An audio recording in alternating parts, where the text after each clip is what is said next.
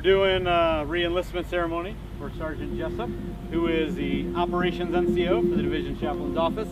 And in our LGOP, in the Chaplain Section LGOP, there's no one finer to have on the team than Sergeant Jessop. The reason I had joined the Army was because from the time I was younger, I'd always wanted to be a part of something bigger than myself. I didn't want to live a selfish life.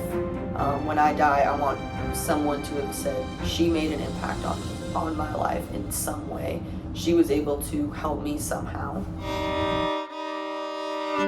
We begin with the chaos in Afghanistan as U.S. troops head back into the country to secure Kabul's main airport after thousands flooded the airport in a desperate attempt to flee the Taliban. August 16th, 2021, Chaplain Lieutenant Colonel Pinky Fisher and I teamed up together as the 82nd Airborne Division was called on the IRF deployment to Afghanistan. And as Chaplain Fisher and I sat down every day, we would come up with a plan. Where can we be the most helpful? Where can we be the best utilized? It's nearly a week since evacuation operations began, and every day the demand for flights out of Kabul grows all the more desperate.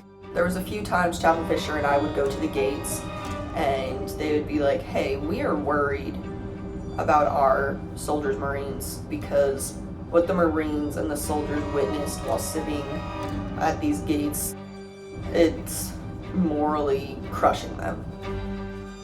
Marines confirmed the baby handed to them over a wall is now safe at the airport. They're witnessing the Taliban beat pregnant women. They're witnessing men come and take children from women because they thought they could get if their kid went over the gate, then they could come through. There was women who were intentionally hurting their children because they knew if their child needed medical help, they could get them over the gate. In the back of their head, and some of them even said it out loud, what are we doing? What is the purpose of us to be here? We are not going to save all of these people. Why are we here?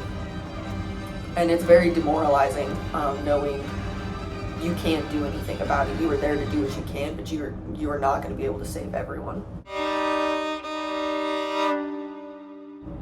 An idea Chaplain Fisher had when we got these soldiers at the hospital, she'd be like, you're seeing all of this bad, you're seeing all of the troubles that these people are going through. Let me show you the good.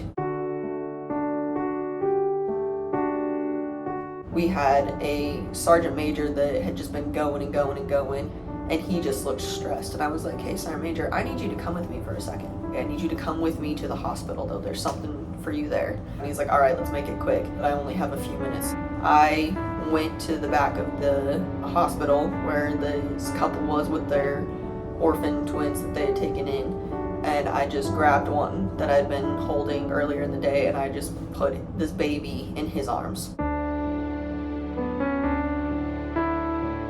And in that moment, you could see so much emotion just come over that sergeant major. He ended up staying with that family. The 2 minutes he had given me, he ended up staying with them for about 2 hours. And he had walked that baby onto the airfield, onto the aircraft. And while we were standing on the airfield, he was holding her and he looked at me and he said, out of all of the things that I've had to do in this country, this is what it comes down to. And he started crying. And I think going to Afghanistan and seeing all those people that I was able to help, I think that has made a very large impact on them. And I'm grateful to have been able to have been a part of an experience like that.